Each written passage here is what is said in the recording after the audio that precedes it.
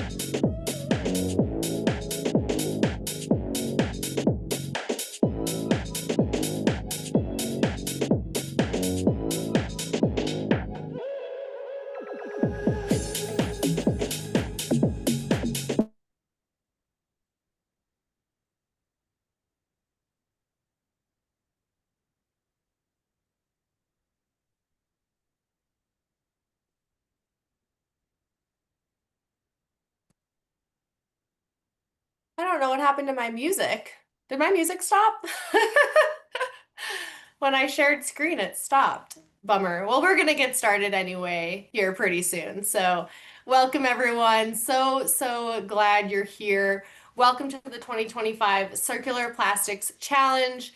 We know that it has taken so much for you all to get here today, and so we're so glad you're here. Today is all about celebrating your hard work and, of course, identifying our first, second, and third place winning teams. So, thank you so much for taking the time to join us, and we're going to get started here in about 10 seconds.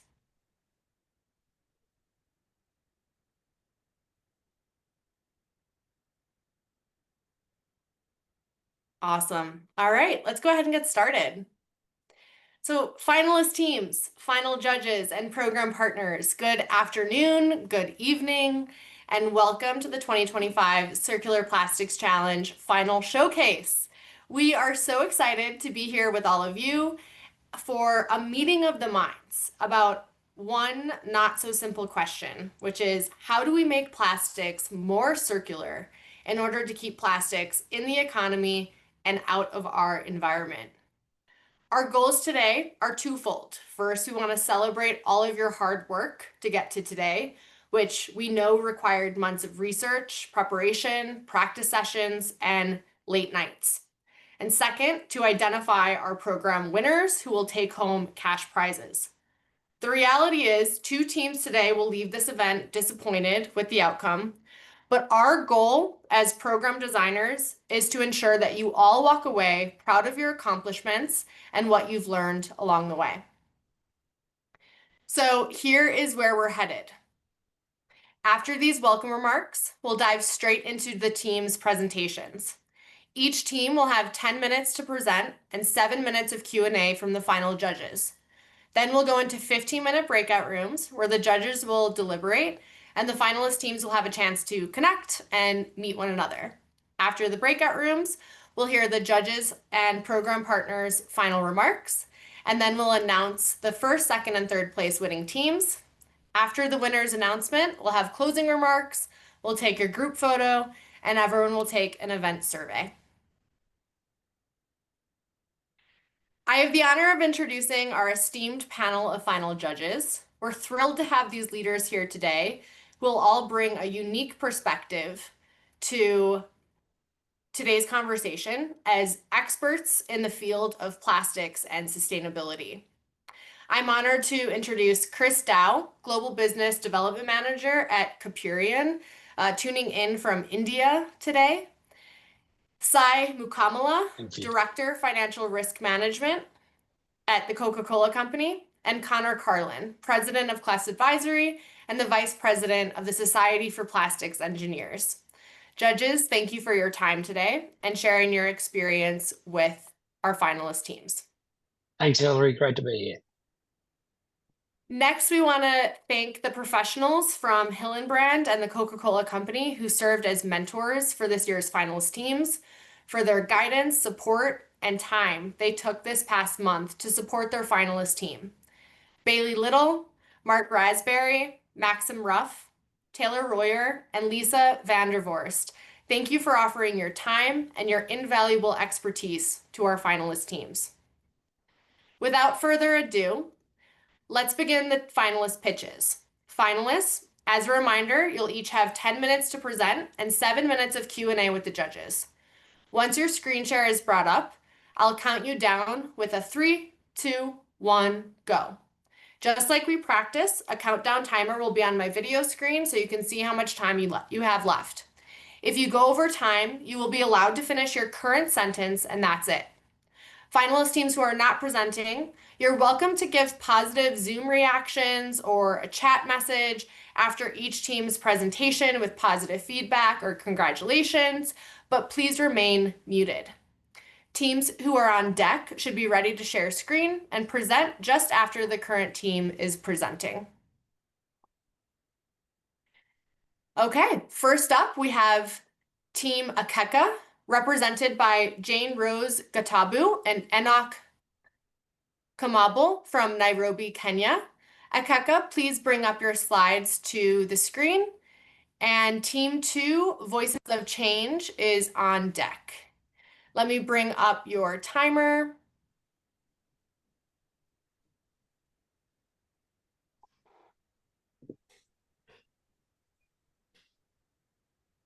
Hey, your slides look great. If you could go into presentation mode, Team Akeka. Screen. Awesome. All right, Jane Rose and Enoch, welcome to the stage. You have 10 minutes on the clock in 3, 2, 1, go. Hello, everybody, and Jambo. That's how we say hello in Kenya. We're Team Akeka, and our name stands for Empowering Circularity and Knowledge through Environmental Action and Kinetic Advancement. We are here because the plastic crisis in Africa isn't just an environmental problem. It's a data problem, a systems problem, and a solvable problem. I'm Jane Rose, leading strategy and operations, and with me is Enoch, our CTO and product lead. Together, we are building a platform that helps Africa's plastic economy become not just compliant, but truly circular. Let me show you where this journey started. On the right is an image of a part of Nairobi River. You can barely see the water, just layers of plastic bottles, wrappers, and containers. On the left, that's not just a river on a rainy day. It's Nairobi River flooding into my business. Mid last year, I was running a print and branding studio. One morning, I walked in to find my office flooded. Machines destroyed, stock lost, and everything I had worked for washed away. But what shocked me the most wasn't the damage, it was what caused it: plastic. Plastic waste blocked the drainages and brought the river into our businesses, our lives, and our homes. Next door, I watched families evacuate, babies on their backs and leaving behind everything. That day changed how I saw waste, not as trash, but as a signal, a symptom of something broken, upstream, downstream, and everywhere in between. And I started asking myself, why are we producing plastic big countries? What's recoverable? What's recyclable? And why do we only deal with this once it's too late? We're not here to fight plastic. We're here to fix the system that surrounds it. What's the real issue? Fragmented, disconnected data. Most businesses can't tell you the plastic footprint of even one product SKU. There are no shared standards for recyclability or circularity scoring. Meanwhile, post-consumer waste here is being collected mostly by informal pickers, but that data never makes it back to the brands or the suppliers. So what are we left with? No traceability, no packaging performance data, and no recovery intelligence. And if we can't see it, we can't improve it. And that's what we're changing with Akeka. The world is shifting. Brands are under pressure, regulations are tightening, and investors want transparency. As McKinsey puts it, there's an all-time high demand for transparency and sustainability reporting. In Kenya, companies must now report under the extended producer responsibility. A company like Coca-Cola wants 50% recycled content by 2030, and rPET packaging is starting to gain traction. The industry needs smart tools to trace, compare, and improve plastic use before it becomes a problem. And that's where we come in. Enoch, over to you. Ekeka is a plastic sustainability platform built specifically for manufacturers in Kenya and East Africa. It helps them track plastic usage per product, get circularity scores, and benchmark against others in their industry. It flags material types, shows how recyclable they are, and identifies waste and upcycling opportunities within the operations. What makes Ekeka novel is that we don't stop at reporting. We generate localized, actionable insights that help manufacturers reduce waste, cut costs, and stay compliant, all in one place. Let me show you how it works. Manufacturers enter or upload data about their products, packaging type, material, and quantity. The platform processes that and shows them how much plastic they're using, how much they're recovering, and how well they're doing against EPR requirements. They get trends, recommendations, and ready to download reports. It's simple, fast, and designed to work even for manufacturers with no prior ESG tools.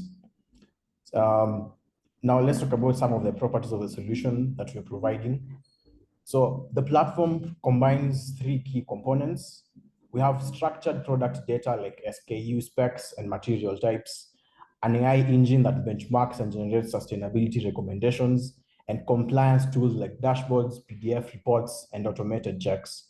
In future phases, we'll integrate data from waste pickers and landfills, making this not just a producer tool, but a full ecosystem tracker for plastic recovery in the region. Back to Jen Rose. We serve two core audiences. We have the food and beverage manufacturers using the plastic packaging, and we have plastic packaging manufacturers supplying them. Both of these segments, they want to reduce waste, meet regulations, and showcase sustainability. And Ekeka helps them do exactly that. At Ekeka, our value creation lies in what makes us novel. We are the first AI platform offering SKU-level plastic circularity insights in Africa. Our system aligns with the local EPR laws, not just global frameworks. We integrate the informal sector data to close the loop from production to recovery, and we enable anonymized benchmarking so companies can improve without exposing their strategy. That's the intelligence we bring to the plastic value chain. We are going to monetize this through tiered SaaS subscriptions that start at $298 per year, and premium circularity reports and ESG scorecards, custom recyclability audits for brands and suppliers, and white label dashboards for enterprise partners. The more data our platform captures, the smarter it gets. This is going to compound value across every player in the ecosystem. By 2030, we aim to support more than 500 businesses in reducing plastic waste and achieving compliance, generating more than 1,000 verified ESG reports by 2026, drive a 25% reduction in virgin plastic use, build a connected ecosystem for manufacturers, regulators, and recyclers, and reach more than 2 million consumers through brand-led circularity campaigns. But what is our biggest impact? We're digitizing circularity and building Africa's sustainable packaging infrastructure from the inside out. Our vision is built around 4 bold moves. The first one is to empower the informal sector, where we get to bring informal waste pickers and the community-based organization into the digital system so that we have verified recovery data and access to fairer market opportunities. We want to close the loop with AI to connect what's produced with what is actually recovered using AI to match at SKU level data. We are looking at scaling regionally from Kenya to Uganda, Tanzania, Rwanda, and beyond, where policies like EPR are aligning. And at the end of it, build Africa's Circularity Index, which is a continent's first benchmarking tool that ranks brands, suppliers, and recyclers based on real-world performance. We're not just imagining the future, we are designing the infrastructure. Our journey, we started in December last year, where we incorporated the company. From January to March of this year, we spoke with our target users, mapped out the ecosystem, and built early partnerships. By April, we started building our lean MVP, finalized talks with 2 manufacturers for pilot testing, and we were shortlisted for this challenge. In May, we received our first grant from Be Green and started open talks with a national private sector platform that wants to onboard their members. In just 5 months, we have moved from vision to validation, and we're just getting started. Plastic isn't going away, but with Ekeka, it doesn't have to be a problem. We make it visible, traceable, and circular by design. Thank you. Thank you, Team Ekeka. And now we'll bring up the final judges. And we have 7 minutes for judges Q&A, starting now. Great. I have a question, if I may. So guys, now I just want to make sure that I got it right. You're collating the information via barcode reading. Is that right? Right. And so I'm assuming the dashboard is it for the brand owners or the bottlers? Policies and procedures all the way down. Enoch, you can take that.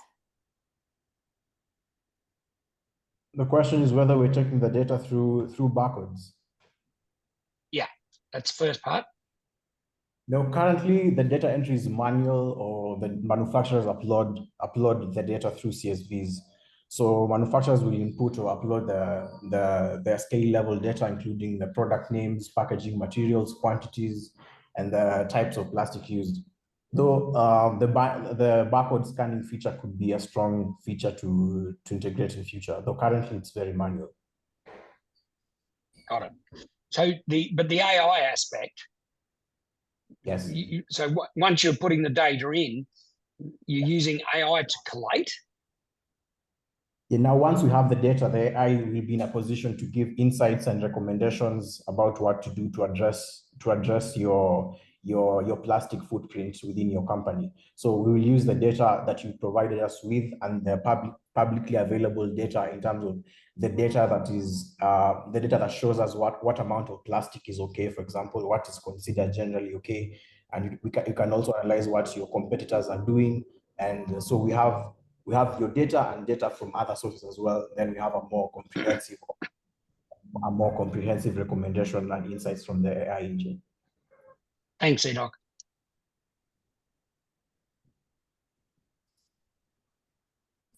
So if I can follow up a little bit from Chris on the if I understood correctly, the waste pickers also have to contribute to the data and the data uploads. How do they do that? And what kind of data are they responsible for? So I could take that. So what we are doing at that point is we are trying to build structured partnerships with them, where we are having we verify community-based organizations and cooperatives. We onboard the waste pickers. Then we use mobile forms for them to enter, to put in data where there's timestamps, there's geotags, and also material categories. So we have templates that they get to use. And then now we cross-validate this data with the recyclers' input and also the facility logs data that we have on board.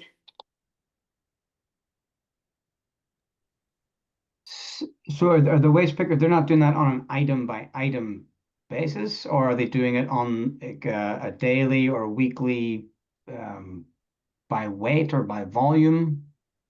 So they're going to use by weight and volume, and also material categories. So if it's PET, they use that, and then they input in volume.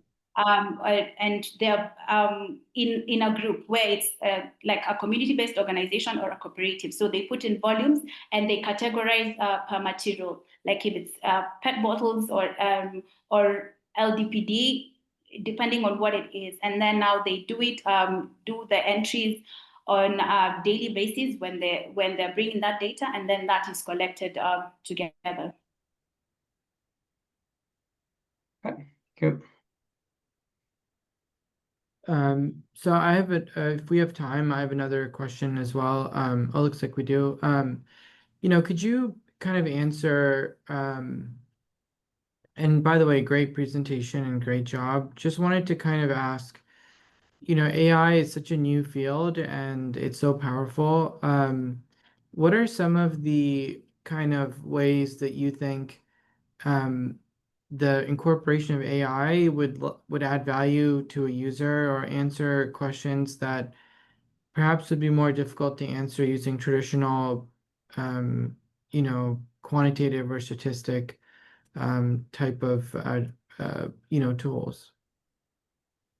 I think the most standout feature of what AI could do is that the insights and recommendations you'd be getting are very personalized for you. They're not just generic. It's not like generic research or generic data available for you or something you can just get from any other person.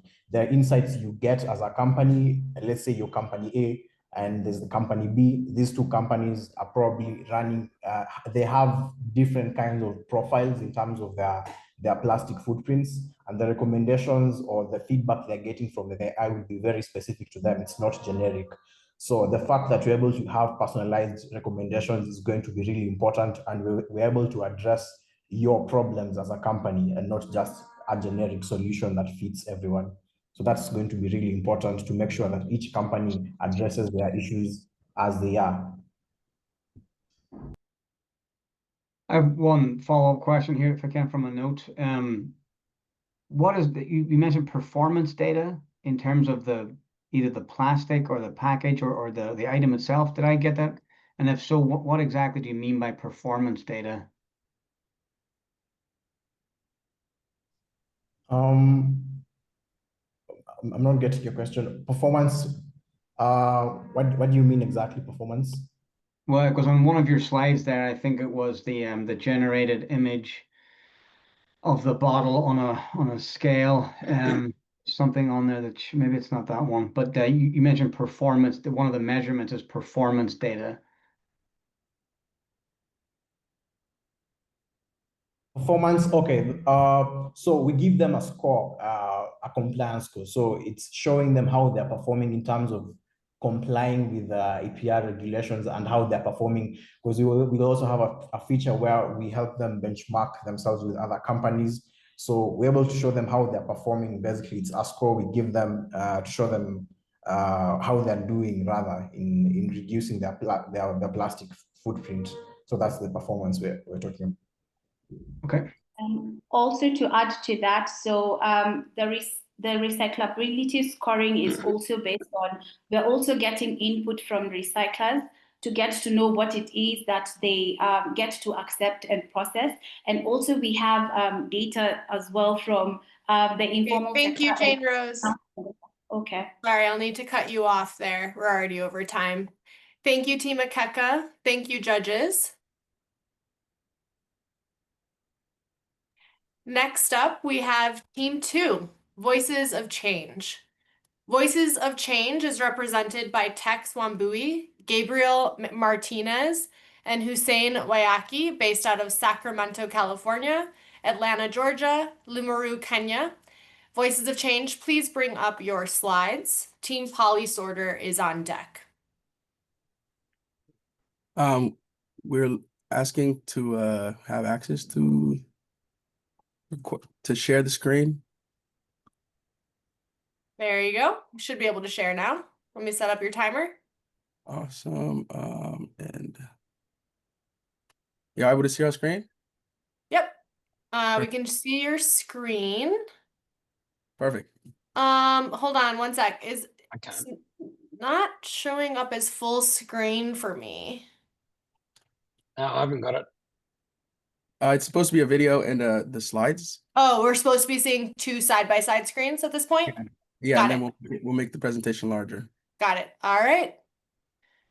Let me get the timer set up.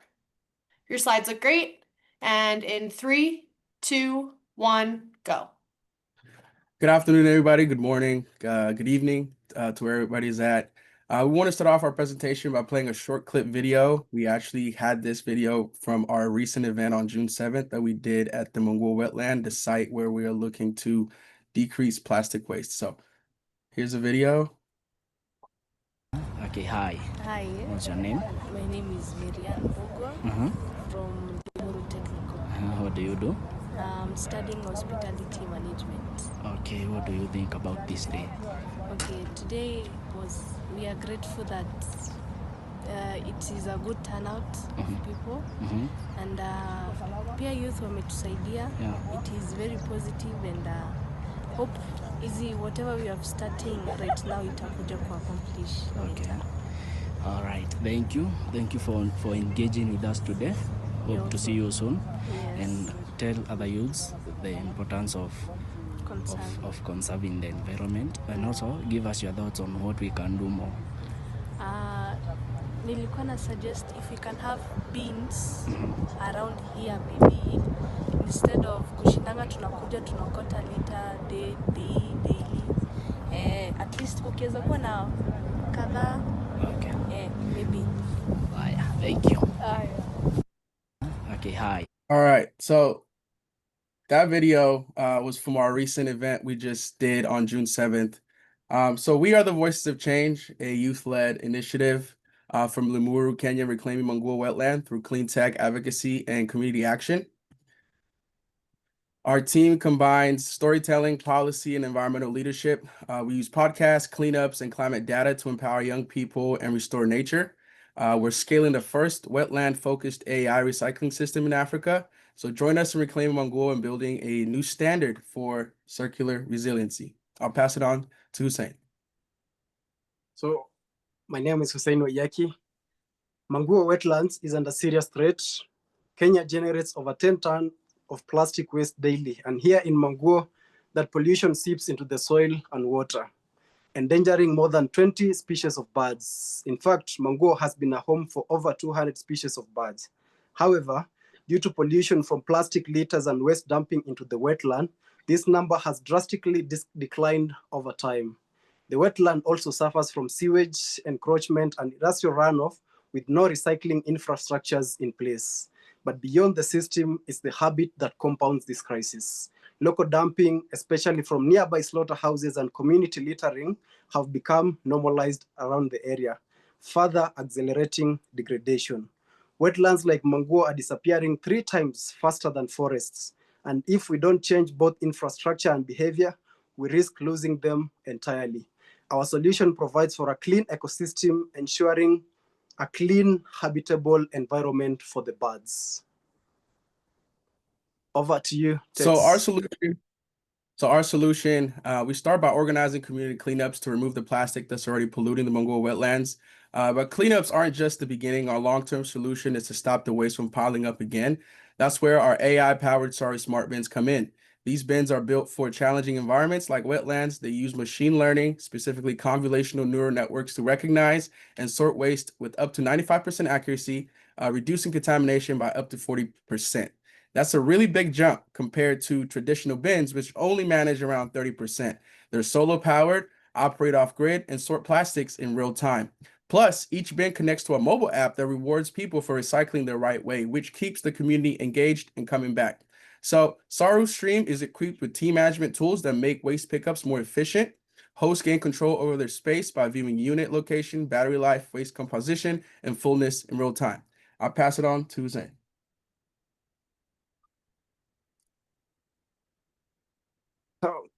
Our system also includes Saru Stream, an innovative data hub for hosts. Saru Stream displays detailed information about venue, total waste volume, and exactly which type of item are in each bin at any given moment. This helps calculate recycling rate and also identify hotspots to optimize service routes. Saru Stream are equipped with team management tools that makes waste pickups and more efficient. Hosts gain control over their spaces by viewing unit location, battery life, waste composition, and fullness in real time. From day one, every Saru MK1 unit comes with Saru Stream enabled, allowing hosts to log in with venue, credential, and manage operation from anywhere.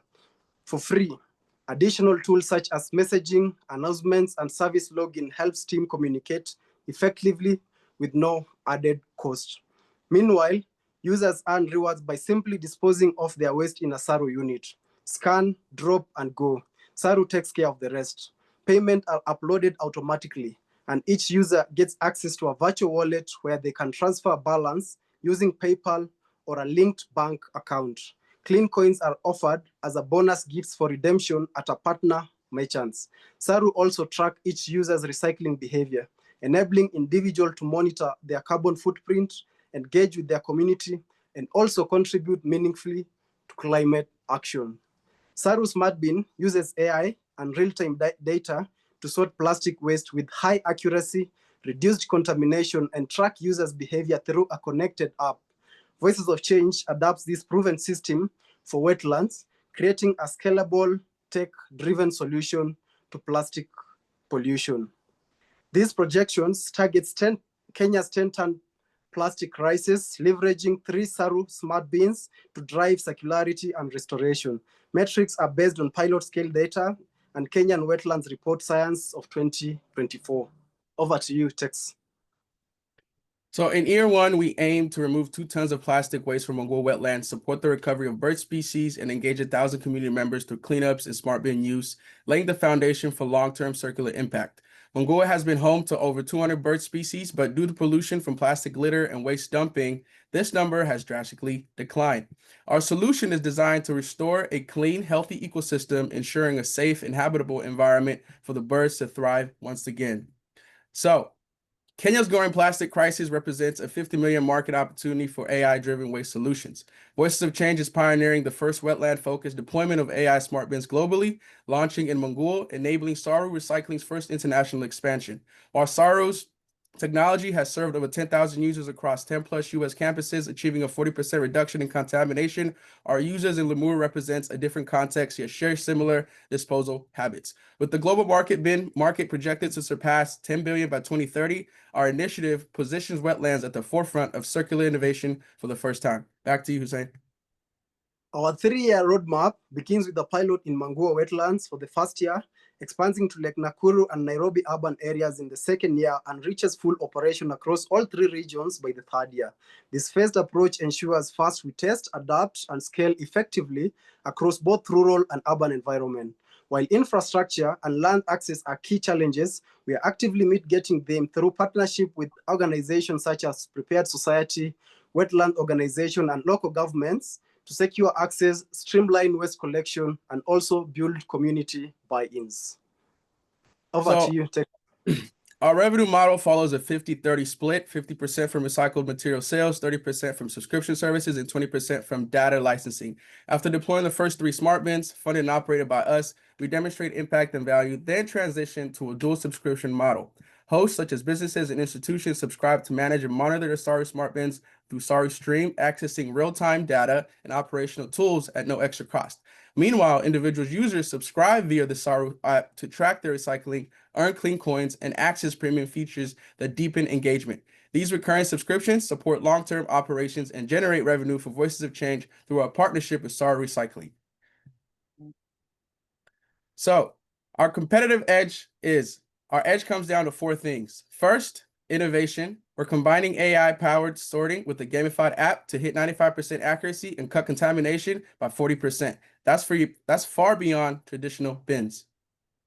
Second, feasibility. The tech works. It's solar-powered, off-grid, and field-ready. We are backed by Saru's proven prototypes and supported by strong local partners. Third, adoption. Community buy-in, build. Our incentive app rewards good cycling, and youth-led approach ensure long-term use and engagements. And finally, scalability. We're not guessing. We have a clear 3-year roadmap starting in Mongol and expanding to Lake Nakuru and Nairobi. It's adaptable for both wetlands and urban systems. This is how we turn a pilot into a lasting and scalable solution. So, join us in reclaiming Mongol and scaling the future of wetland resiliency. Voices of Change is leading a circular transformation from the ground up. Thank you. Thank you. Thank you, Voices of Change. We'll now bring up the final judges. And 7 minutes on the clock for Q&A starting now. I can start off. Do you guys have just so I know a little bit more, do you guys have a prototype model in place, or are you proposing to have one? Yes, so Saru Recycling has already developed a prototype that has been used across campuses, but we're also working on developing a prototype that will be focused specifically on the wetland. Currently, there is the Saru MK1 unit, which are designed to be rugged and weatherproof. They're solar powered, off grid, and they're mounted for stability in soft or even terrain, typical wetland environments. Cool. And then how do they sort the items? Like, are there several bins, I guess, within the machine that can be removed later? And like, what are the different products that you're sorting into? Is it glass and plastic, or is it different grades of plastic? How does that work? So the bins use convolutional neural networks trained on diverse data set of local waste items. So we have determined the users in Limuru have a similar disposing habit like the similar users where we've tested these bins. So the AI visually scans and categorizes each item in real time, achieving up to 95% sorting accuracy by recognizing shape, color, and material. So it can sort out plastic, glass, plastic bags, paper, and all those different types of products. And each bin has a fallback logic system. If an item can't be classified confidently, it's redirected to a general sorting compartment to avoid contamination. And the training data is continuously updated based on user interaction and feedback.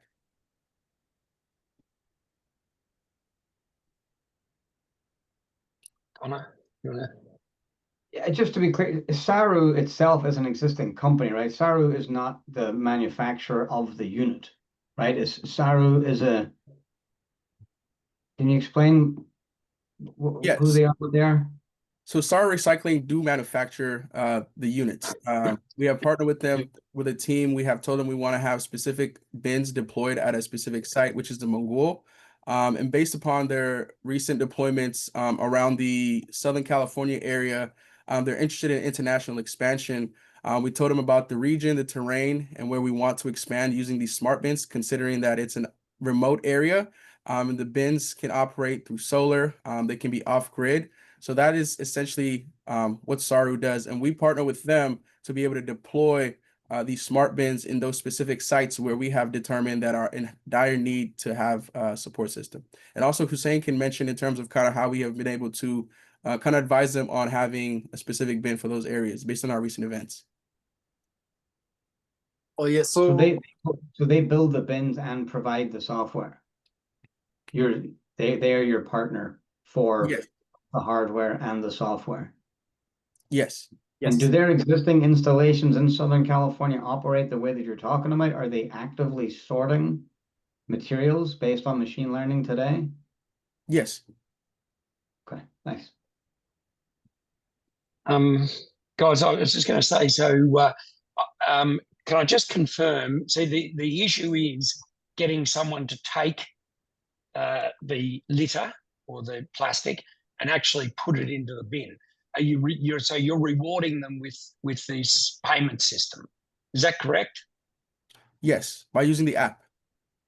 And is the payment system superior to what they would get today as a picker and then taking to, say, a recycling depot?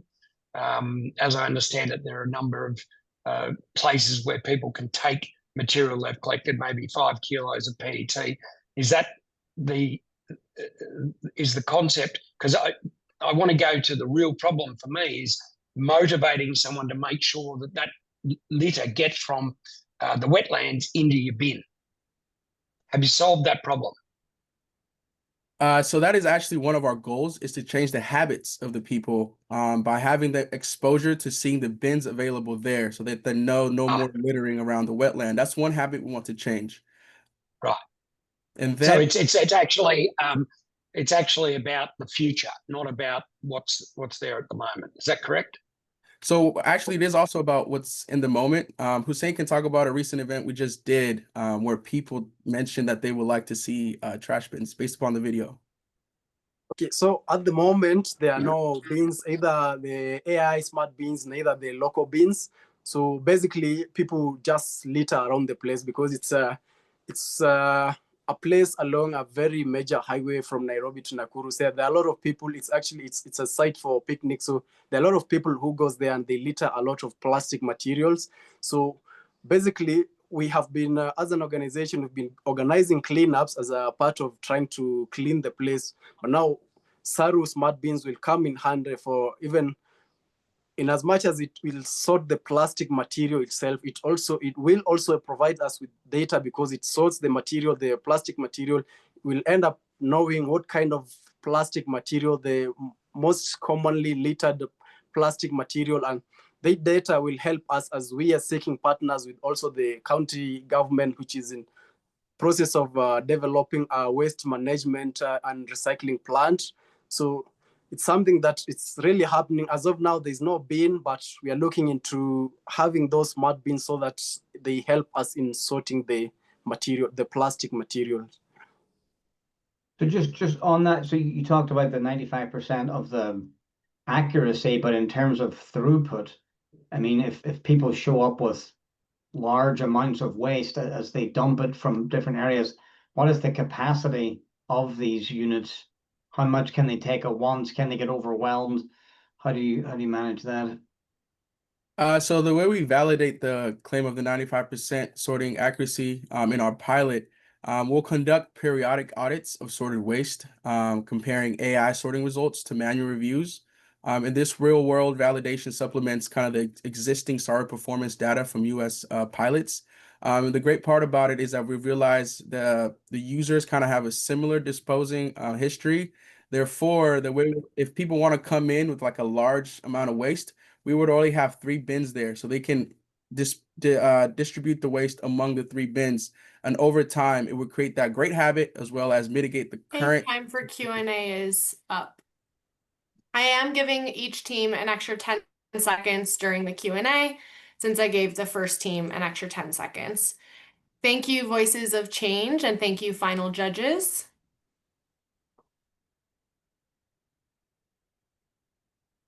Next up, we have Team Polysorter, represented by James Wang, Kip Sande, and Nuria Garcia, who unfortunately is unable to make it today, and Stephen Koska, based out of the University of California, Berkeley. Team Polysorter, please bring up your slides, and Team Rivera is on deck.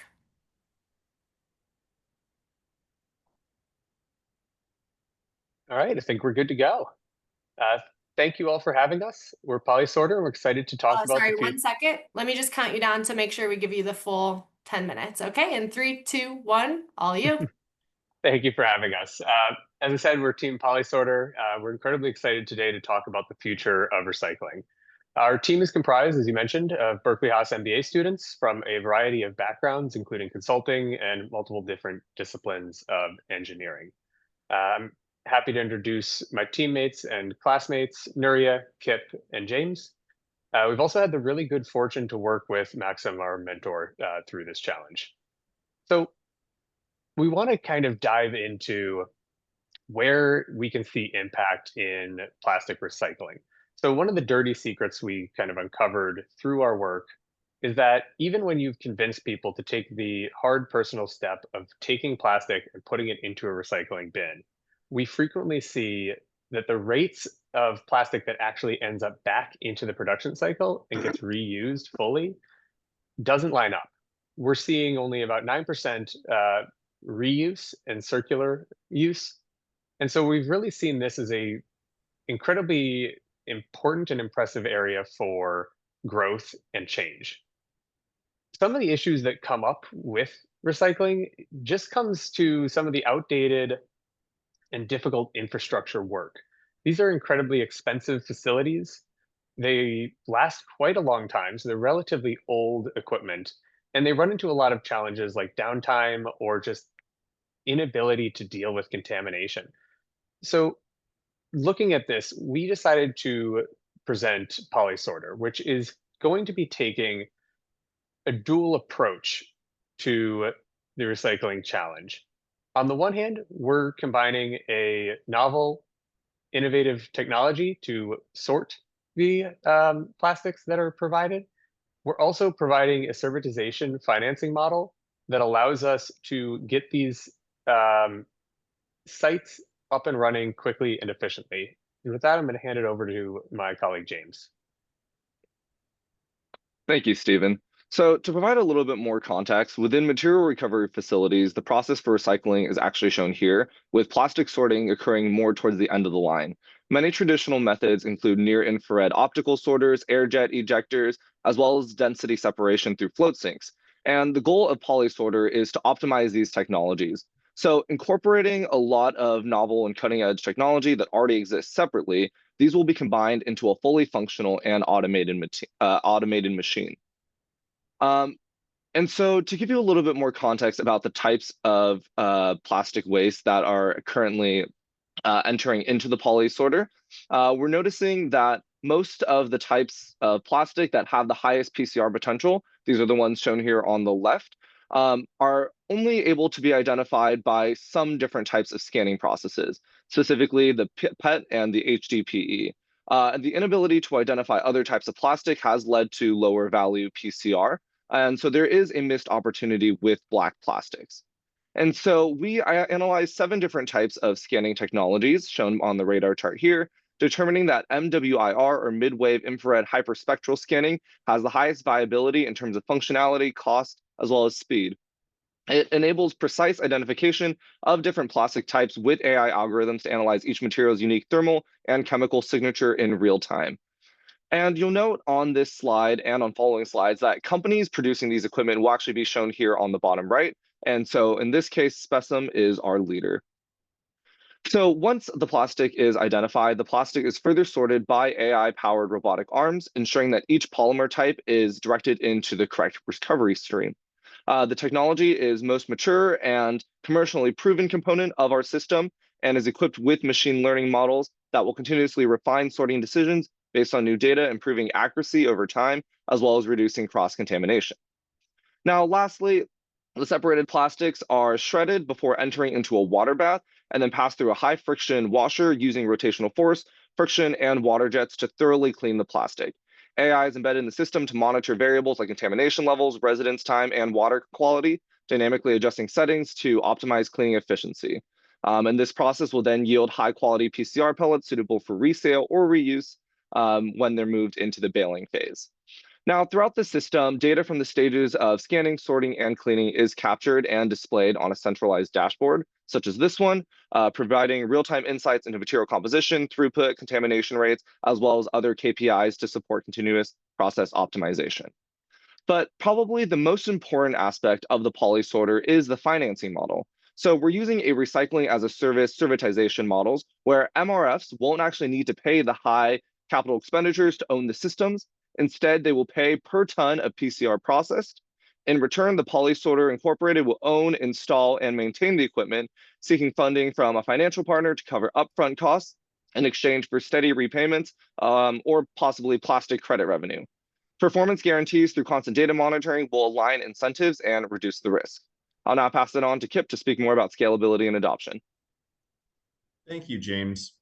So as James mentioned, the key part of implementing and marketing PolySorter is offering the solution as a recycling as a service model, which will allow for proof of concept implementation with less risk to the facility. And with over 400 outdated MRFs in the US alone, the market provides numerous opportunities for both testing the technology and expansion once proven. And so included on this slide is the projected facility 10-year IRR based on the implementation of the recycling as a service model. And so really, as we know, this solution really won't work unless you can make the financials work for the facility. And as shown in the base case, it provides a robust IRR to the facility. And these are financial metrics based off of annual a first-time commitment fee that the facility would have to pay just to implement it, and then an annual performance-based fee that would be paid on a monthly basis back to us as well. And looking at the impact of this technology, and assuming that an MRF processes around 10,000 tons of plastic a year, PolySorter has the potential to result in an estimated 53% increase in usable PCR plastic. And given that the price range of PCR is between $500 and $1,200 on a US dollar basis per ton, we can estimate that each facility would generate an additional $1.53 million in revenue by implementing this technology. Switching to the environmental impacts, when you're looking at the impact of this technology from an environmental lens, the estimated additional 1 million tons of PCR plastic recovered each year in the US alone from implementing Polysorter at the 400 facilities that are utilize traditional technology currently results in around 2.2 million tons of CO2 emission avoided, 1.57 billion tons of water saved, and 14 terawatt hours of avoided energy usage a year. And with that, I'll turn it back to Stephen to talk about the implementation timeline. Thanks, Skip. So what we really want to do is provide a reasonable path to commercialization and successful Polysorter implementation. So we're going to start within a year at a proof of concept testing facility. Once we have proven that this technology both works and is efficient, the next goal is to work on the modular Polysorter. So the goal here is to really get a Polysorter that we can implement quickly and efficiently within existing waste streams and within existing processes to limit downtime and limit the kind of activation energy it takes to get a facility to implement our technology. Once that is working, the goal will be partnerships with existing facilities. As we mentioned, the 400 facilities across the United States, aiming to start there before 2030 and beyond, expanding nationally. And really in that long-term goal, we see a lot of our kind of most interesting promises. With implementing AI technology and with tech innovation, we can really start to see exponential growth on how well this works at sorting, shredding, and getting PCR back into the waste stream. Because ultimately what we're seeing is that people have already been investing in forcing or incentivizing recycling, but we're seeing this disconnect on actually getting recycled material back. So with realistic technology and a good service-driven model, our goal is to ensure that anytime somebody goes and takes the effort to recycle, that we see that recycling actually pay off. That is Polysorter, and thank you very much. Welcome any questions. Thank you, Team Polysorter. We'll bring up the final judges with 7 minutes on the clock for Q&A. Starting now. Yep. I've got a question if you want me to kick off. Guys, there's a lot I loved about that presentation. I'd like to know probably a bit deeper. It's hard to do it in 10 minutes, but I thought you achieved quite a lot. So congratulations. Can I just confirm a couple of things? So medium wave you're talking about, and you're saying it's superior to near infrared. Is that correct? Yes, that is correct. Yeah. Right. Okay. Because that's the most common. Yeah. Yes. Yes. James. I was going to say that the medium wave infrared, while it is a little bit slower and a little bit more costly, it has a wider range of materials that it can identify and be able to sort. Got it. And we're talking about all plastics right across the spectrum. PET, HDPE, polypropylene. Yes, yeah, those are the main ones that we are taking a look at right now.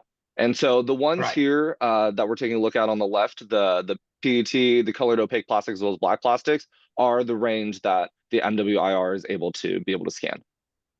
Got it. Prima facie, loved the financing model. Recycling industry screaming for something like this. Next question, sort and wash. Is that you're washing, is it all in one line? Because you talked about, effectively what looked like a friction washer at the end of the sort. Am I right? And is it only one polymer that's going in there, or is it multiple? Yeah, great question. So it is a little bit tough to see in our mock-up here, but the goal is to have 4 different streams. And so each of these channels is actually separated out. So the plastics will be going through multiple different types of high friction washers. So we should have multiple streams coming out as well. Got it. Last question. Are AMP a partner or are they a competitor? I noticed you had them on one of your slides. They're they've gone to a full sortation model now in robotics. And also not robotics. Both obviously they're using AI to identify. So just where do they fit in? And I'll declare that I know Matanya and the team from AMP. So I just had that question.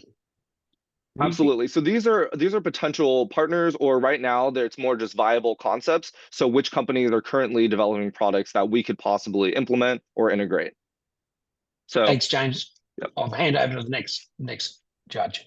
Yeah, just to follow on Chris there. I mean, so in essence, maybe you need to go back a slide or two. What is it you're actually building?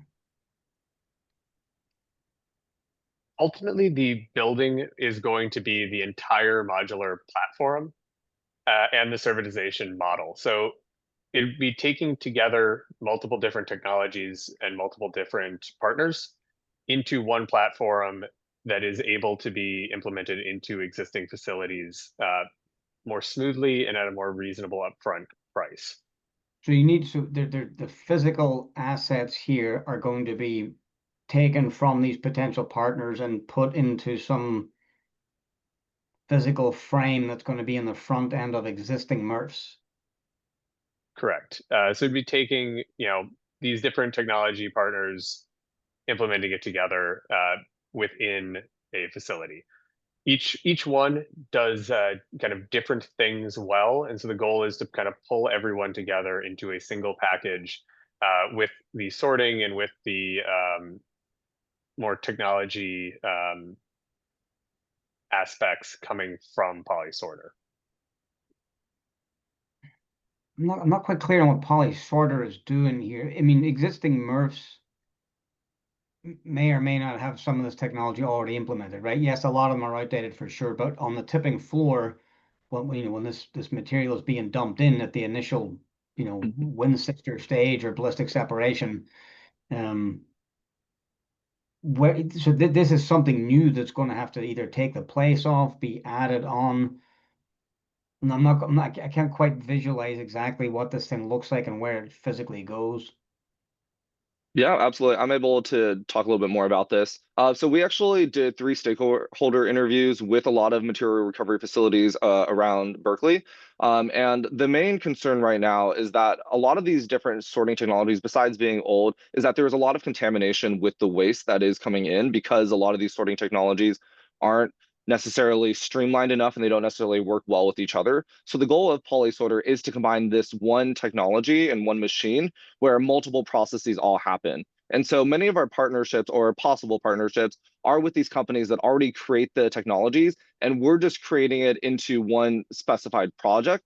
So instead of having to source from multiple places, they could use the PolySorter in this stage of the sorting and be able to get out some higher quality PCR.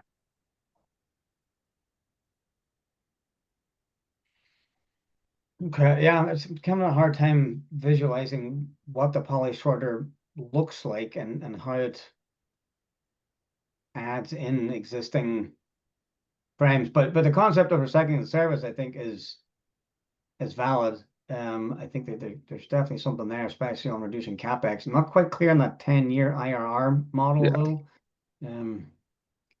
Maybe just walk through that one more time. Yeah, Kip, do you want to? Yeah. So the 10-year IRR model, that's based on essentially PolySorter itself paying for this machine, developing this machine and model, and then implementing it at the facility. So the facility avoids that large CapEx hit of implementing this updated model and PolySorter, and they also benefit from the additional reduction in costs for operation of it, for especially when you think of the manual labor that can be avoided. And so in return, PolySorter would get a one-time commission fee upfront for that implementation.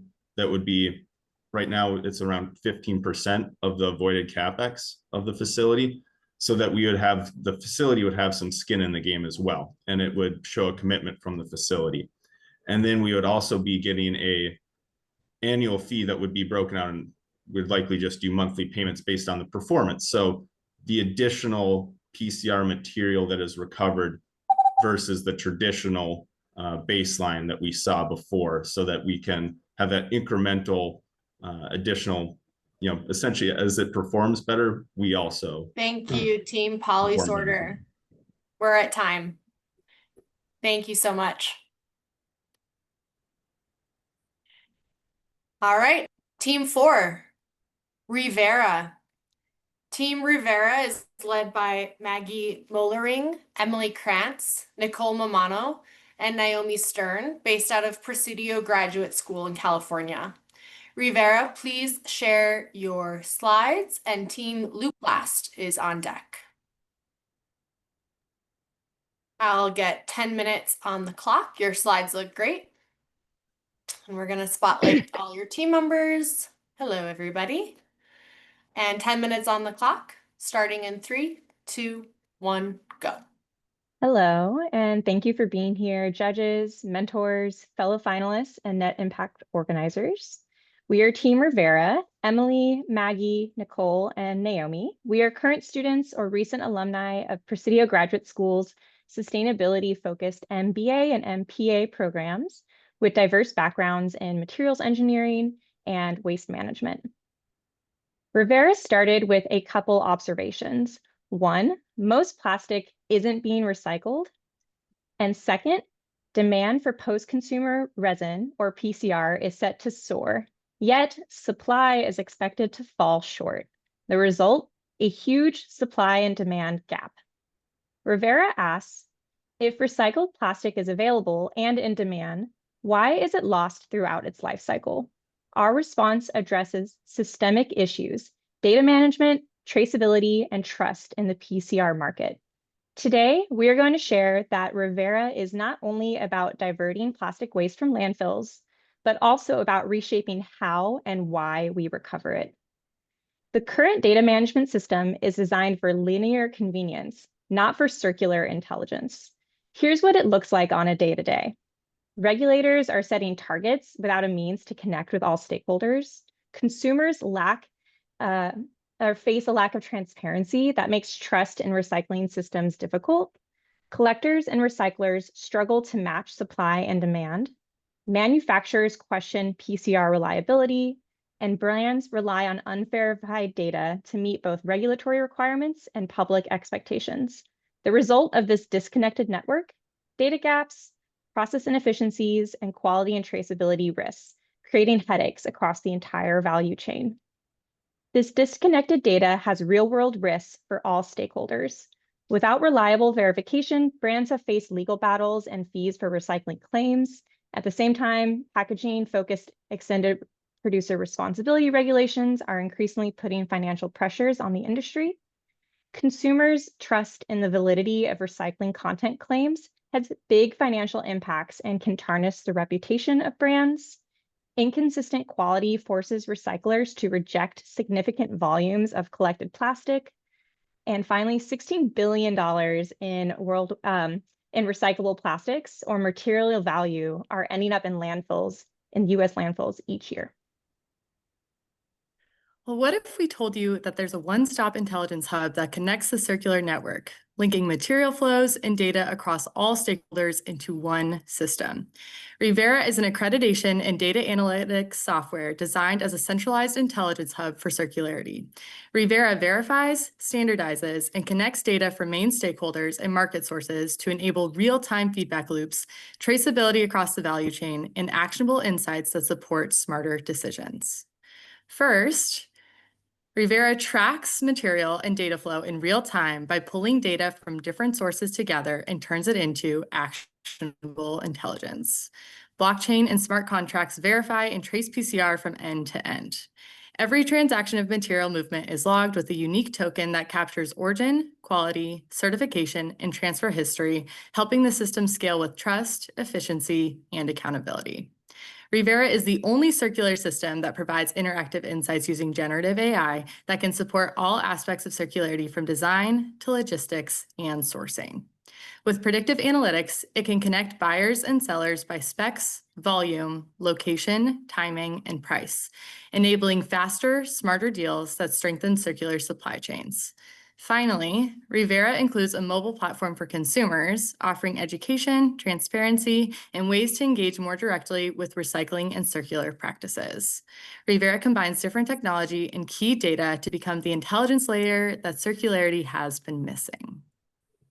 So how does the Revera platform work? Let's start with an example.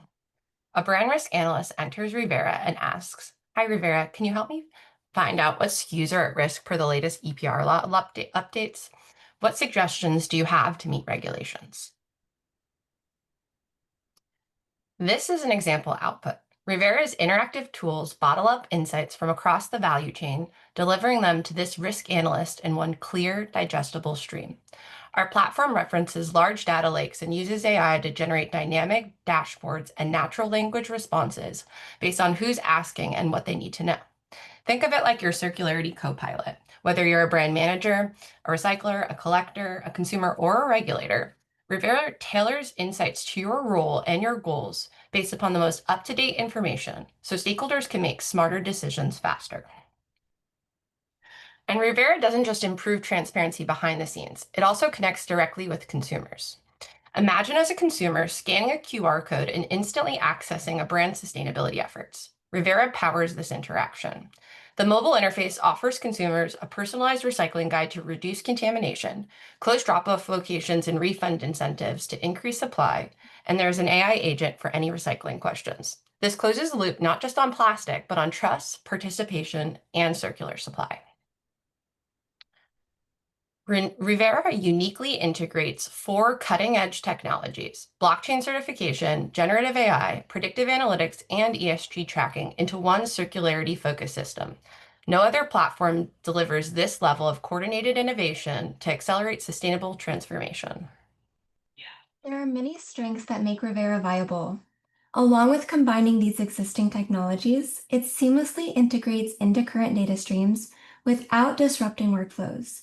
This creates frictionless adoption with low upfront costs and fast onboarding. Its AI feedback loops adapt in real time, where it learns from every new data point, sharpening predictions and driving smarter decisions across the value chain. This empowers companies to lead through its regulatory-ready design by ensuring compliance with evolving global laws like EPR and recycled content requirements. Whether Revera is serving a multinational brand or a small recycler, its flexible architecture adapts and its systems and pricing models scale to the size and complexity of each stakeholder. There are various options that stakeholders can choose from for the pricing model. The freemium tier offers availability for recyclers, manufacturers, and collectors, where it removes barriers to entry and ensures that they are both able to access and contribute critical data. There are 3 different paid tiers that brands and regulators have customized access to, giving them the option to tailor the system to their data and operational needs. Stakeholders also have access to strategic partnerships between supply chain groups, where brands have access to discount rates by opting into collaboration and helping to expand the platform. This leads to the real impacts that Revera makes. By breaking down these silos, Revera improves data utilization and stakeholders see business improvements all across the value chain. The streamlined coordination of data not only reduces inefficiency and lowers operational costs, but it improves material yield, PCR reliability, consumer trust with a high return on investment.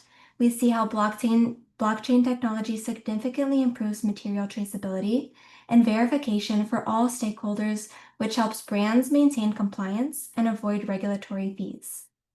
As for industry impacts, Revera aims to divert 10% of landfill plastics by 2030.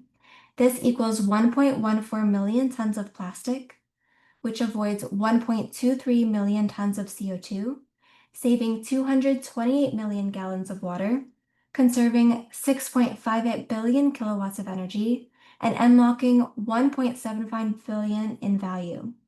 Revera's long-term goals are much broader than this, though, with an aim to reduce reliance on landfilling and incineration globally, and to create real economic incentive to recover mismanaged plastics that are still sitting in communities and ecosystems. Revera will help to build the infrastructure and market signals for a functioning recycled plastics economy where plastic waste becomes an investable resource.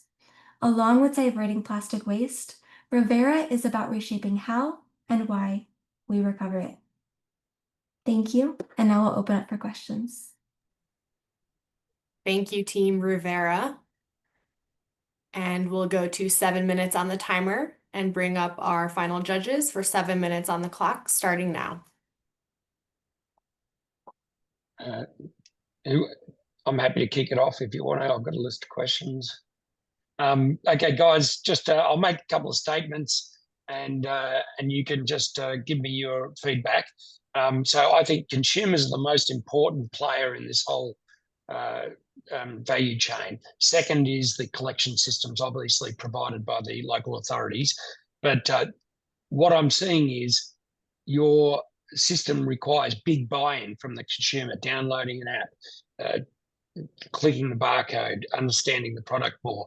With the United States currently at 10% of plastics recycled and 20% or less of milk bottles, say HDPE milk bottles, where other countries are at 70 or 80, how is Revera going to increase the amount of material actually going from the consumer's home and into their recycling bin?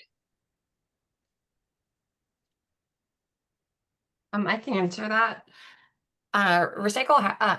Revera has the consumer app. So in this app, we have a guide for people to use so they can know if they need to take off a label or take off a cap or clean a bottle before they recycle something, so that you can start the reducing contamination at the source of where you recycle something. It also has a refund store where we're gamifying refunds so that you can have an incentive there to get more material. But it doesn't necessarily, what you're thinking, it doesn't necessarily need to go into the app. That's if you have a full system integration. It could be something as simple as taking a picture of your current bales. If you can go to the slide, it's in the appendix, that kind of goes into the pricing models a little bit.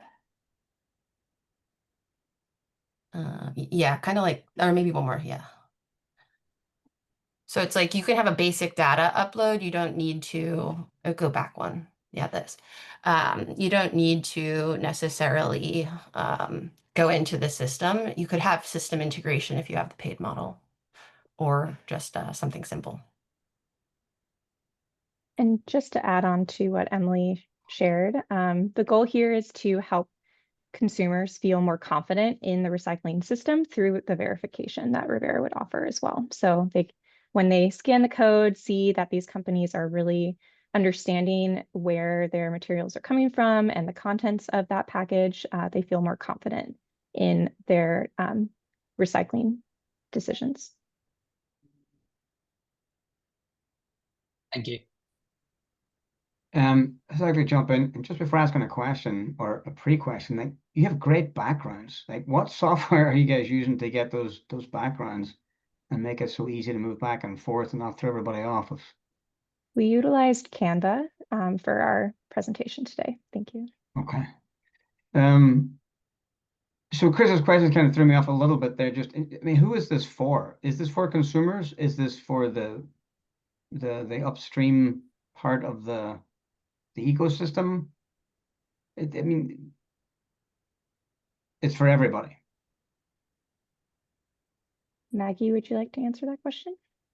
Yes, I can take that on. So this is for everyone, well, for all of the stakeholders across the value chain. And so that is why we have a tiered pricing model can you go back to the tiered pricing model? Or we can stay with the stakeholders. The reason we have a tiered pricing model is so that we can get data from collectors and recyclers and manufacturers very easily. But particularly, we see this benefiting brands, particularly with extended producer responsibility and minimum recycled content laws. This helps them provide data, but Revera ultimately connects all of the stakeholders together. It's an intelligence hub that connects all of the data into one place. So for your AI tool there that you showed, have you already built a large language model? Are you using an existing software company to do that? How was that initially built? No, we are in the concept phase of this. We would need developers and investments to make that happen, but it's definitely a doable system. I'd like to ask a question. So just to kind of add on to what Chris and Connor added as well, like what would you kind of describe as like your key like value proposition for this software?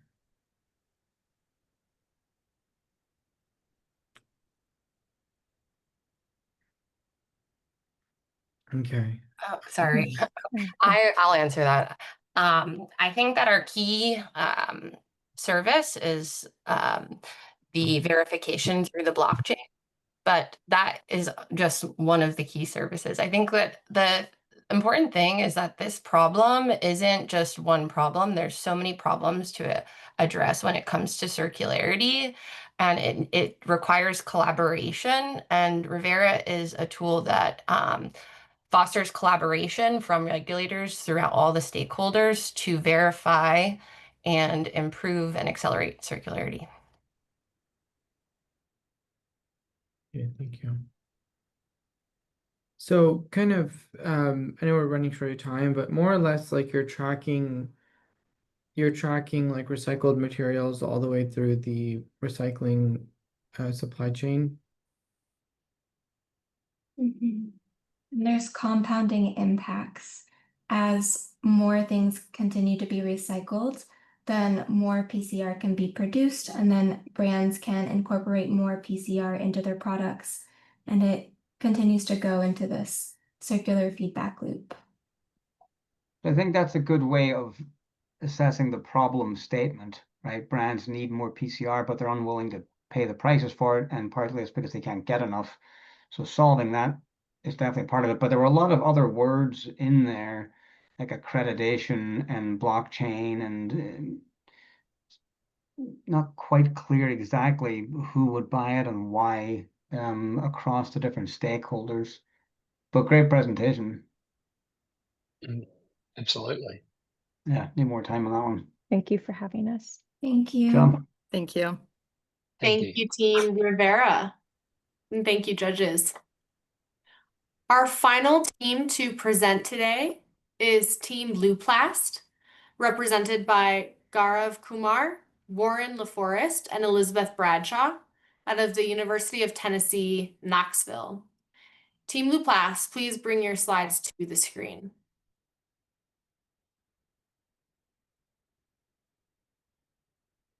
Unmute. Okay. Slides look great. Just put them into presentation mode. Yeah.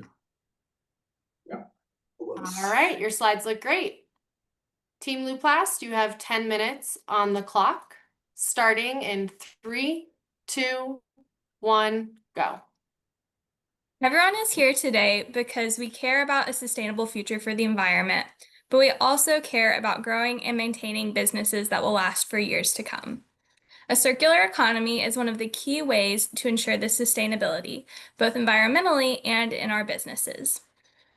There are currently many challenges to this success, especially complicated supply chains and inefficient procurement processes.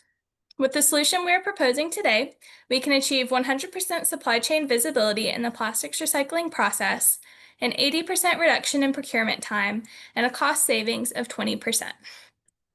Blueplast is an AI-enabled digital marketplace connecting the loop of plastics recycling by bringing together municipalities, materials recovery facilities, also known as MRFs, reprocessors, manufacturers, and researchers. The plastics recycling process is simplified and everyone benefits. Before we dive further into Blueplast, I'd like to introduce my team of Blueplast innovators. We are all full-time MBA students at the University of Tennessee, Knoxville. My name is Elizabeth Bradshaw, and I am joined by Gaurav Kumar and Warren LaForest. Next, Warren will dive deeper into Blueplast and how it can make the plastic recycling process more efficient. Thank you, Elizabeth. One of the largest problems that the plastic recycling industry is currently facing is the fragmentation and siloing of its supply chain. This is a result of an incomplete exchange of information amongst the key players, resulting in inefficient operations all around.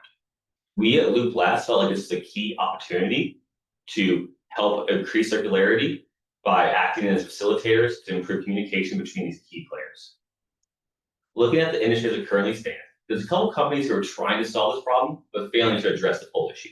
Companies like Glacier, Everest Labs, and Great Parrot all have things like Vision AI sorting, but fail to provide the full end-to-end support that we will and that the industry really needs. Loop Labs will provide Vision AI, marketplace integration, dynamic pricing, and full ESG dashboard to give our clients a full end-to-end view of their supply chain. At its core, Loop Labs is a means to improve communication between the key stakeholders in the plastic recycling process, helping close the loop and improve circularity. Let's take a closer look at what that actually entails. For municipalities, looks like live tracking of plastic by region and how they're helping support ESG and waste reduction goals. MRS receive real-time batch level buying data from brands, as well as the ability to track more buyers across the market. We processes would secure a consistent and traceable plastic feedstock, as well as reduce supply chain risk by being able to access suppliers across the whole nation. And major brands like Coke and Hillenbrand would receive major reductions in procurement time, 15 to 20% cost savings, and a more complete view of their ESG reports. Next, Garb Tamar is going to talk to us about the operational model. Thank you, Warren. Now, I'll talk about the source of opportunity. So, turning loopholes in the recycled plastic industry is the source of opportunity of Loop Labs operating model. So, we have started looking at the total landscape of US recycling facilities. There are around 630 MRFs. That is our total addressable market, where each MRFs will be partnered with Loop Labs. Now, we have now narrowed it down to 100 MRFs. Those MRFs are AI enabled. They are using AI-based image scanner and robot sorter. That is our serviceable addressable market. Now, to make a short-term goal, we believe we can obtain and we can onboard 20 MRFs within next 2 years, and that is our serviceable obtainable market. Now, to make a real impact right away, so we are going to start pilot project where we have identified 3 MRFs that have high throughput, AI enabled, based in Texas and California. So our approach is scaled and focused. We are starting with real-time players, and then we will show impact, and then we will be ready for expanding to the full market. Now, how does Loop Labs work? So we are starting at ground zero, where each truck of plastic waste is scanned through QR code, and they will be tracked and monitored, logged into the computer system at the municipality. Now, at second level, at MRF, each batch of plastic is scanned through AI-based image scanner and robot sorter, and that data is stored in the local computer. Now, in the next step, we are installing smart sensors that will track the energy usage per batch of plastic at each MRF, and that data will be transmitted to the data management center. Now, all that data flow into the data management center. It will be securely stored and processed for further insights. That is our supply side data. Now, for the demand side data, we have API integration that we will collect from consumer brands and manufacturers. Now, our artificial intelligence interface, so it works on the supply and demand side data, and then it provides the dynamic pricing model. It is the basis for further smart execution of procurement.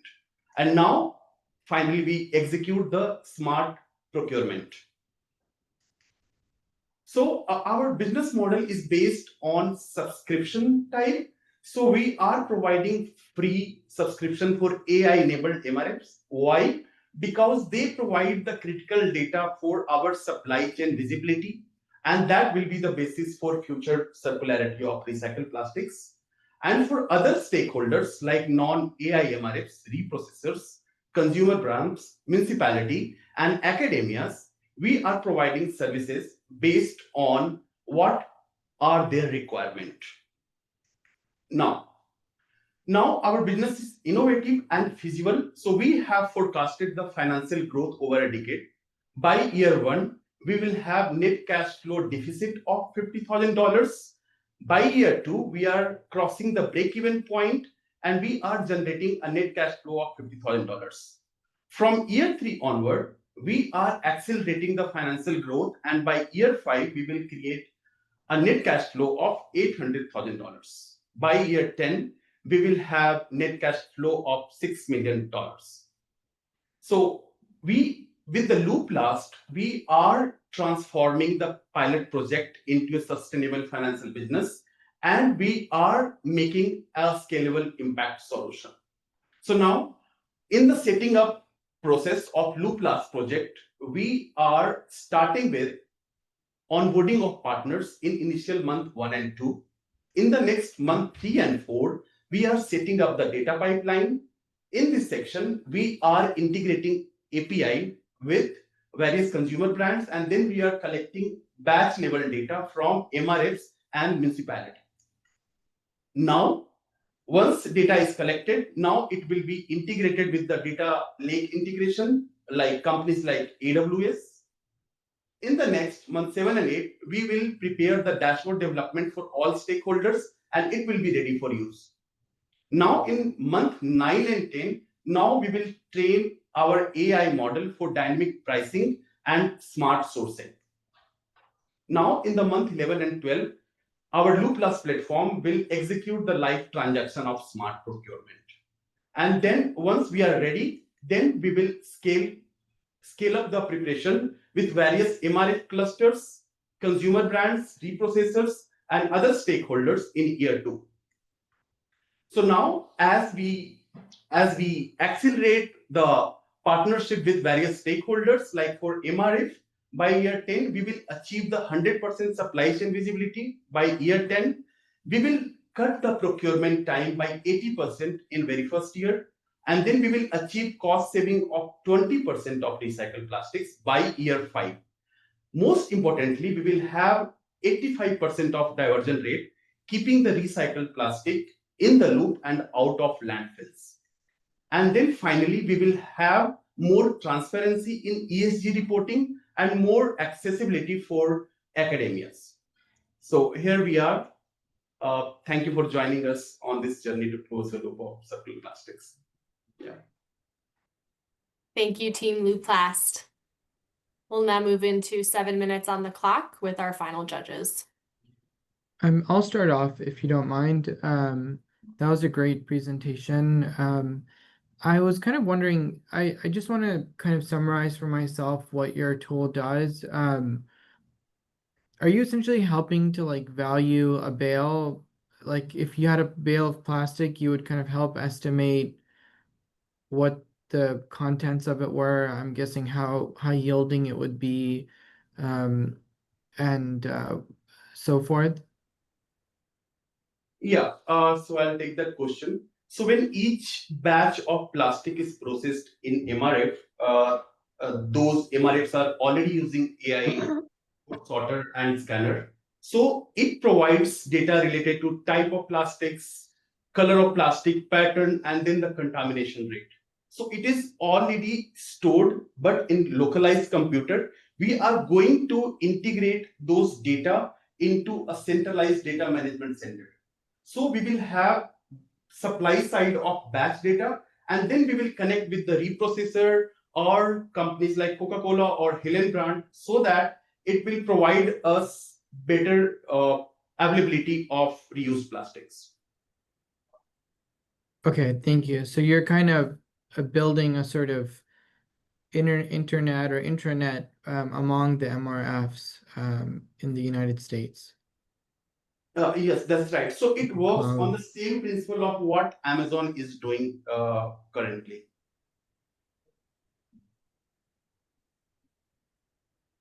And do you know that they're not doing that currently? Number one, and then number two, could you like explain like what value will the MRFs get out of that? Of course, they're paying you a meaningful fee.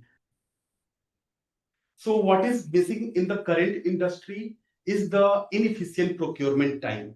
So we are doing it manually, starting from the sourcing of different suppliers. So what this platform does, so it sources suppliers by itself, and it provides the dynamic pricing that will be provided by the usage of AI. It is not available currently.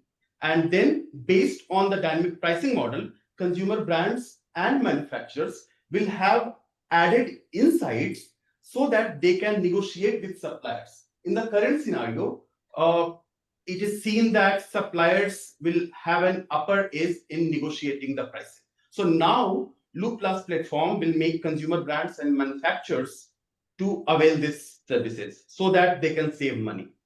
Second is for MRF.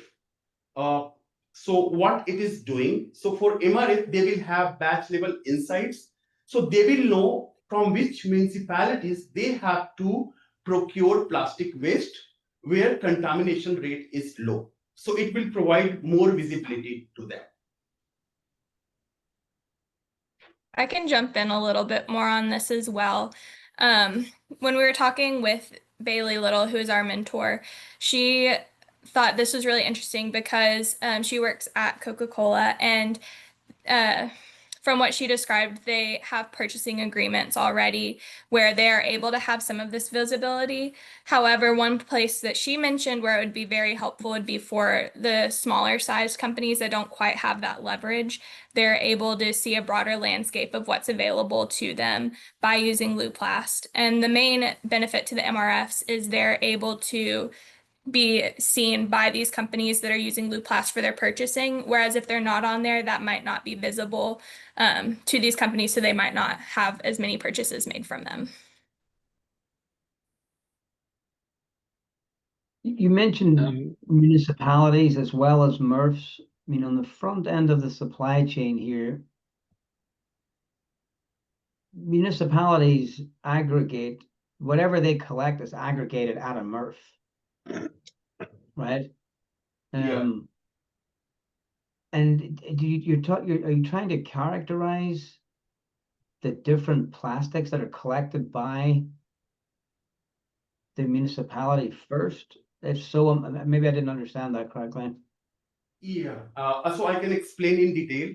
So each truck of waste from municipality, they will get the QR code and it will be scanned through. So what will happen? Municipality will have a visibility that their truck size is more contaminated or not. So they can implement the public policy in that particular area.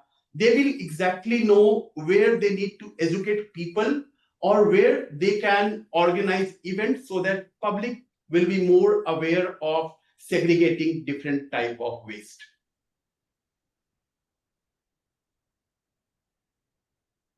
Guys, can I just ask a quick question? You didn't mention the consumer, but really we've got 10% plastics recycled, and it's largely because consumers aren't putting the material in the right bin, or municipalities aren't providing proper collection systems. How do you said that you keep it out of landfills? I'm just trying to reconcile how the data system solves the problem of keeping it out of a landfill. Yeah, so the Loop Plus platform, it starts with the municipality where they will be more informed by a particular region where they need to educate consumer, where they need to provide services, where the mingling of different type of waste is avoided. So it starts with municipality, and then on the later level, it works with the consumer brand to indirectly communicate with consumer. So municipalities motivated how landfilling is cheaper than recycling. How are we motivating the municipality? So once as they will get more buyers and premium buyers as MRFs, and we can connect them to various MRFs, as currently it is not possible because there is a fragmentation in this process. So it is like they will go on the website and they can look for various MRFs. They'll be willing to pay premium prices for that. All right, that's time. Thank you so much, Team Luplast. And now we are going to enter. That concludes our team presentations. Great job, everybody, and thank you very much, judges. We're now going to enter our 15-minute breakout room. So finalist teams, you'll enter the finalist team breakout room. Final judges, you'll enter the final judges breakout room for your deliberation and selection of the winning teams. Audience members, you're welcome to stick around, take a break. Please return at the 50-minute mark for the winning team's announcement. You should be able to see the breakout rooms. If you can't see them, you can click on the bottom toolbar to breakout rooms, but they should be available to you now. If you have any trouble entering your breakout room, just add it to the chat and we can assign you. Thank you all.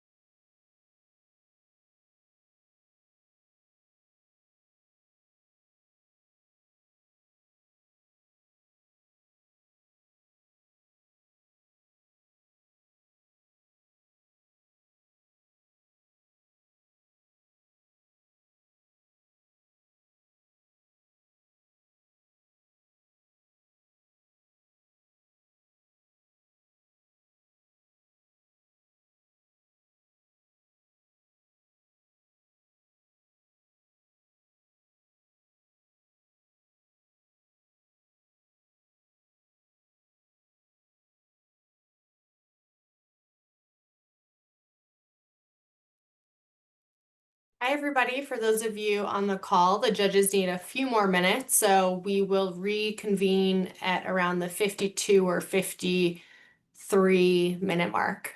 Thanks.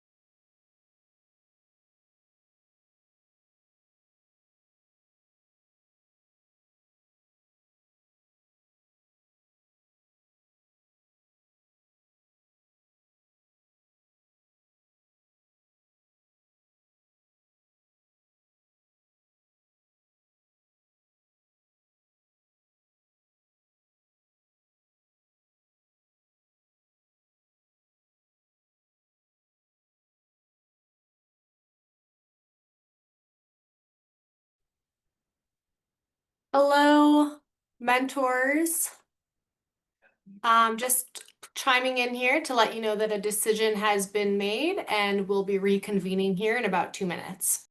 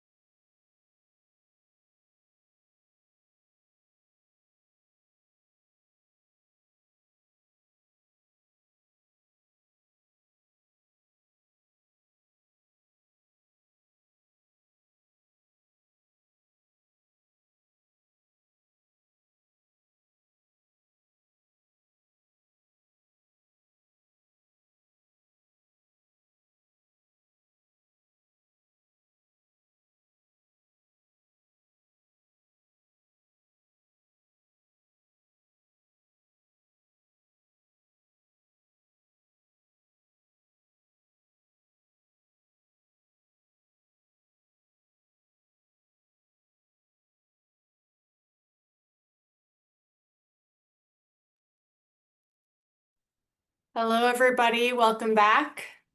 Welcome back. Thank you. Please join us on camera if you can.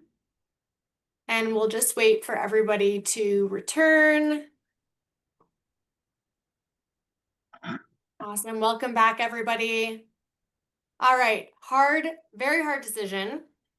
I am pleased to welcome everybody back. And now we will move into final judges and program partner remarks for the finalist teams. Judges and partners, you each have about 2 minutes each for your remarks, and we'd love to start with Chris. Okay, thank you. Guys, I just want to say, it was really a pleasure to hear all of those creative ideas and thoughts. I really love the fact that nearly all of you, pretty much all of you, used some element of AI in the conversation. Akeka, great stuff, amazing, being able to provide that in such a way. And, there's a few hurdles along the way, I know, but it'll be good stuff. Voices of Change, amazing. Polysort, very creative, love the presentation. Revera and Luplast using data so creatively, AI so creatively to provide greater visibility in the whole system. It was a very hard decision, but I just want to congratulate you all and thank you for your presentations. And we had a spirited debate, I can tell you, in the judges' room. So, thank you. Thank you, Chris. Connor, and then Sai. Oh, you're muted, Connor. Sorry, unmute. Echo Chris's comments there. Congratulations to all the teams. It's not easy pitching, and I'm sure this probably isn't the first time you've pitched, and it won't be the last time you've pitched. But having been on both sides, having done 3 minutes, 3 slides for a number of events over the years, and being a judge on multiple panels, I think the overall average quality here was exceptionally high. I think the presentations themselves, the delivery, the timing, nobody went over. These are important for people who are maybe less patient than we will be in the future when you get down to the dollars and cents of trying to get investors. So again, congratulations everybody on well-polished pitches. It is an important part of this. And again, it's wonderful to see so many people focused on a very pressing challenge. And we don't quite know yet where AI is going to lead us in this. But it's certainly going to be part of a new generation of solutions, and it's great to see that being married with a new generation of entrepreneurs. So thanks to Hillenbrand and Net Impact for having me part of this great event. I'm looking forward to revealing the results here soon. Thanks. Thank you, everyone. Thank you, Connor and Chris. Really echo their sentiments. I had some more kind of, pre-prepared inspirational sort of remarks. So, ladies and gentlemen, esteemed participants and valued partners, today marks a truly momentous occasion as we gather to celebrate not only the culmination of the Net Impact Circular Plastics Competition, but also the remarkable journey that has brought us here. Coca-Cola is profoundly proud and honored to sponsor this exceptional competition. It's a beacon of innovation, dedication, and a hope for a sustainable future. Over the past 3 months, we have witnessed incredible determination and creativity from all those involved. Participants have delved deep into the complexities of circular plastic solutions, demonstrating an unwavering commitment to reimagining the way we interact with materials and waste. It's been an inspiring watch as teams rolled up their sleeves, diving headfirst into rigorous research, insightful interviews, and crafting impressive presentations that reflect their visions for a more sustainable world. Congratulations are truly in order, not just for reaching this milestone, but for the countless hours of brainstorming, the late-night collaborations, and the persistent pursuit of excellence that have characterized your journeys. Each of you has played a vital role in contributing to a global dialogue about sustainability and circularity, a dialogue that is imperative for our planet's future. Coca-Cola is thrilled to be part of such an impactful competition. Sponsoring the Net Impact Circular Plastics competition aligns perfectly with our commitment to a sustainable future. We understand that achieving these goals requires not only corporate initiatives, but also the power of collective innovation and community engagement, qualities that each of you embodies. This celebration is as much about acknowledging your achievements as it is about recognizing the bright future your ideas herald. Your hard work and visionary thinking are exactly what the world needs to make strides toward a sustainable ecosystem where every piece of plastic is valued, reused, and reborn. As we celebrate today, remember that this is just the beginning. You've set in motion ideas that could reshape the future of sustainability. So from all of us at Coca-Cola, as well as Hillenbrand and the other partner organizations, a heartfelt thank you and congratulations. May our efforts continue to inspire change, driving us toward a world where innovation and sustainability go hand in hand. Let us raise a toast to bright ideas, collaborative spirit, and the promise of a cleaner, greener planet. Cheers. Thank you again.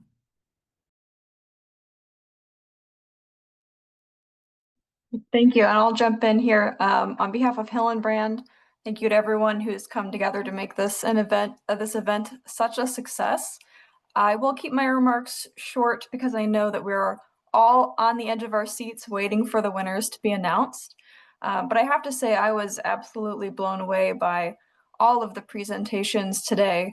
When Hillenbrand founded this idea with Net Impact back in 2022, I don't think any of us could have predicted just how much this would grow.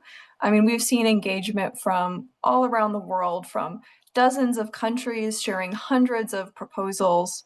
And one thing I've noted here that I've taken away from all of this is that when we consider the challenges unique to the plastics industry, from recycling streams to waste to infrastructure, it's that if we look at them from only one perspective or one point in time, if we address the symptoms but not the cause, then we'll inevitably fail.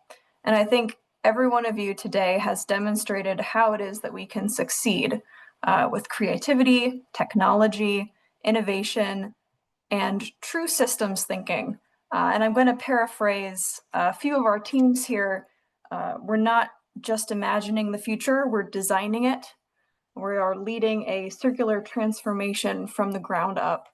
So again, I want to say thank you to the Hillenbrand mentors, Lisa and Maxim, to our judge, Chris, to Hillary and the Net Impact team, Sai and Coca-Cola, and of course to the incredibly bright minds who have brought forward their ideas.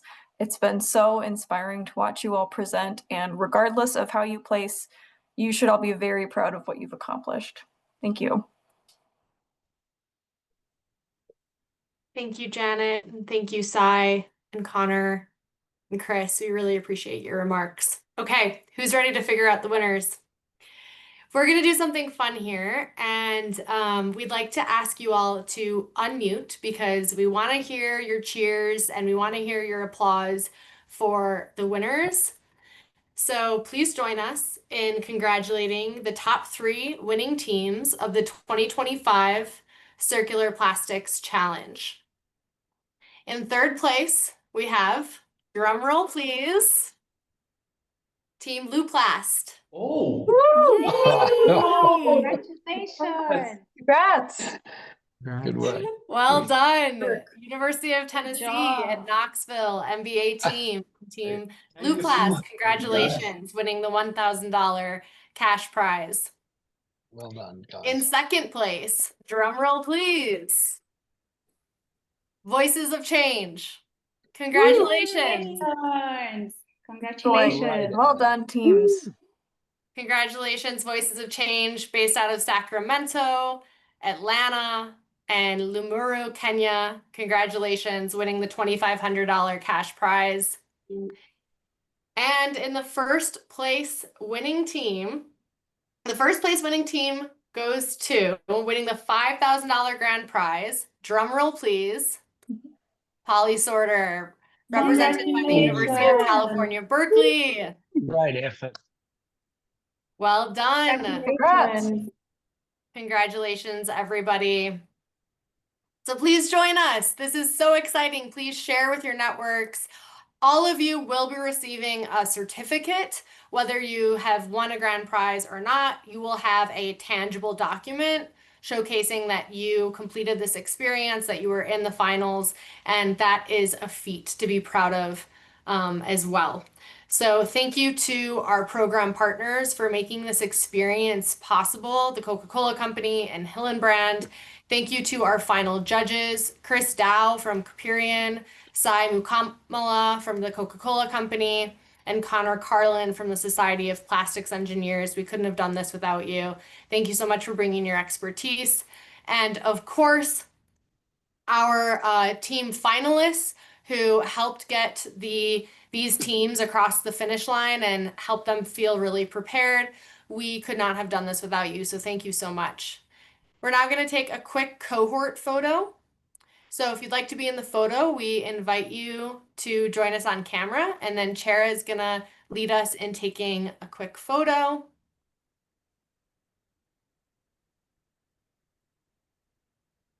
Oh, you need to drop your screen share. Oh, sorry. Thanks. Chera, let us know when you're ready to go, and we'll start smiling so our face muscles don't tire out so quickly. Although some of you are smiling probably regardless right now. You're muted, Chera. Thank you. Well, I am ready to go. I'm going to get the screen on. Here we go. 1, 2, 3. All right, let's do one more. Everybody smile. 1, 2, 3. All right. Lovely. Thank you, Chera. Wonderful. Thanks, everybody. Well All done, right. everyone. And feel free to connect with me on LinkedIn, anyone. Sorry, I can't put anything in the chat because it's on my phone, but look forward to chatting with you all separately. Thanks, Chris. We really appreciate that. And please let us know what you thought of today's event. This is a required 2-minute survey. You can fill it out now. You can fill it out later. We really want to hear from all of you who have spent the last 6 months working on this challenge to know what you thought about this event to make it better for the future.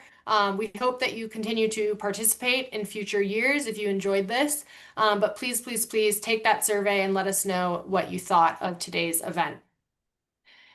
That wraps up our final showcase and the 2025 Circular Plastics Challenge.